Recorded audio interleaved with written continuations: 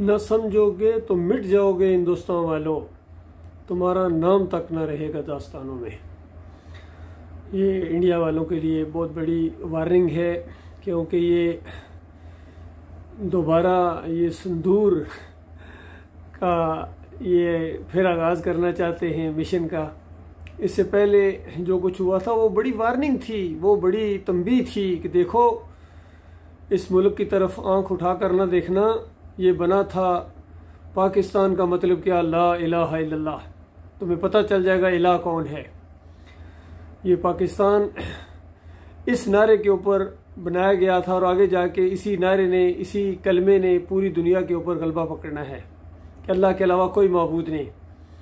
और जब तुम्हारे ऊपर मिसाइलों की बारिश होगी तो उस वक्त तुम्हें ना कोई गुरु बचाएगा, ना कोई गणेश बचाएगा, ना तुम्हारी मूर्तियां काम आएंगी, ना तुम्हारे मंदिर और पंडित ना तुम्हारे काम आएंगे। तुम्हारी चीखें निकल जाएंगी, क्योंकि वो जुर्म किया है तुमने अल्लाह की ज़मीन के ऊपर। अल्लाह को ललकारा है, शिर्क अल्लाह के साथ बदतरीन दुश्मनी है, अल्लाह को गाली है। और हमारे पाकिस्तानियों को भी इस चीज़ का ख्याल रखना चाहिए कि जिस कलमे की बुनियाद के ऊपर लिया था उसकी लाज रखते। पाकिस्तान का मतलब क्या, ला इलाहा इल्लल्लाह, कि अल्लाह के अलावा यहाँ कोई माबूद नहीं होगा। वो जो इंडिया वाली साइड है वहाँ माबूद अगर वो बनाएं तो बनाएं, गाय को पूजें, घोड़े को पूजें, मूर्ति को पूजें, लेकिन हम इस हिस्से के अंदर जो पाकिस्तान पाक होगा, ये शिर्क और कुफर से पाक होगा, पाक सरजमीन, यहाँ किसी शिर्क को हम सर उठाने की जगह ना देंगे, मौका ना देंगे। लेकिन अफसोस कि इसके अंदर दोगले साबित हुए, मुनाफिक साबित हुए, मुशरिक भी साबित हुए और मुनाफिक भी साबित हुए।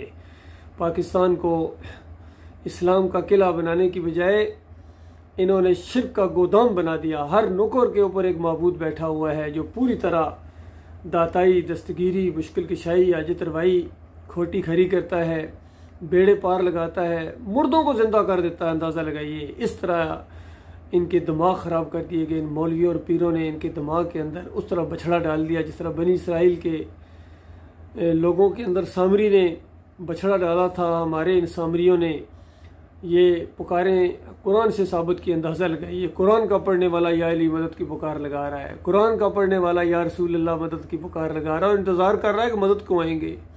और कितने फ्रेमकार हैं, कहते हैं आते हैं मदद के लिए।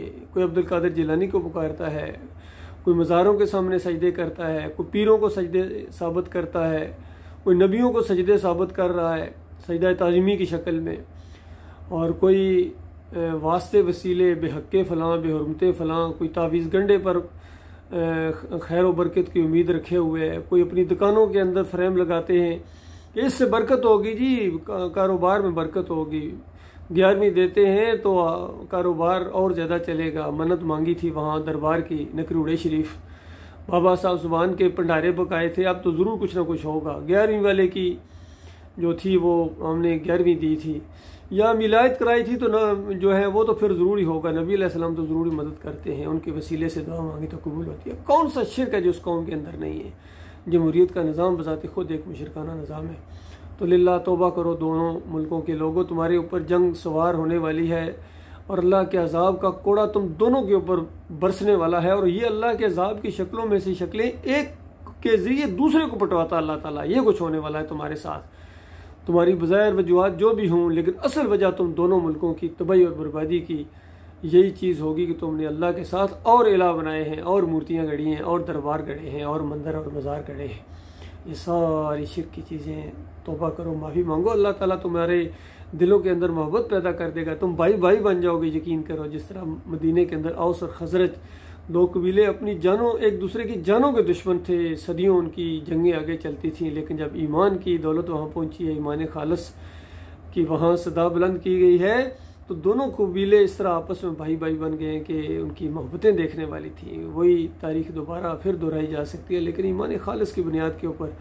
और अगर ईमान नहीं होगा तो अगर मुसलमान मुल्क भी है तब भी आपस में एक दूसरे से लड़ेंगे, नफ़रतें करेंगे और अपने इनको मारेंगे।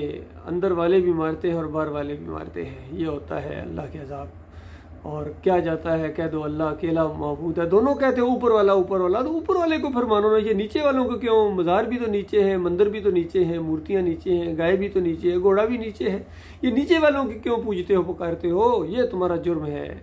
ऊपर वाला, बस ऊपर वाला फिर ऊपर वाला ही है, वो तुम्हारे ऊपर रहमतों की बारिश कर देगा।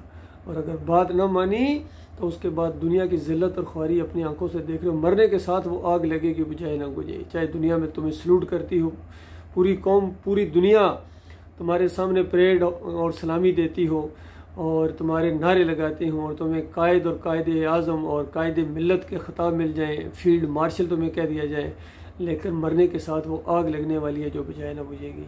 मैं आपका खैरख्वाह हूँ, आपका भाई हूँ, आपका अपना भाई हूँ। यकीन करो मेरी ये आपसे यही हमेशा गुफ्तगू होती है, होती रहेगी इंशाअल्लाह। मैं ईमान खालिस की तरफ बराबर पूरी दुनिया को बुलाता रहूँगा।